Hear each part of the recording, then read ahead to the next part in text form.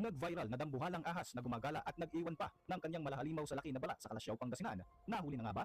Actual video footage ng isang dambuhalang ahas na may habang 38 feet nahuli sa isang construction site sa Brazil. Isa pang video ng higanting ahas na nahuli naman sa kagubatan sa South America. Nag-viral din sa internet. Sa sobrang laki nga ng nasabing ahas ay kinailangan pang gumamit ng isang backhoe para lamang maiangat ito. Sa video episode na ito ay ibabahagi natin ang ilang mga video footage na nagpapakita ng mga dambuhalang ahas na nahuli sa iba't ibang panig ng ating mundo. Mga naglalakihang ahas na kapag napanood mo nga ay siguradong magpapatayo sa iyong mga balahibo. Ako po si Roy Zin, welcome sa Kian Thoughts. Kung hilig mo ang mga ganitong videos, mag-like at mag-subscribe para lagi kang updated sa mga susunod na upload.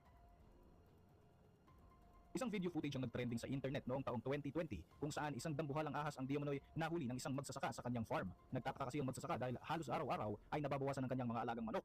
Dito na nga siya nagpasya na gumawa ng isang patibong upang hulihin ang nagnanakaw ng kanyang mga alaga. Noong simula pa nga lang ay duda na siya na isang ahas ang salarin sa nakawan na nagaganap, pero hindi niya inaasahan na sobrang laki pala ng ahas na ito.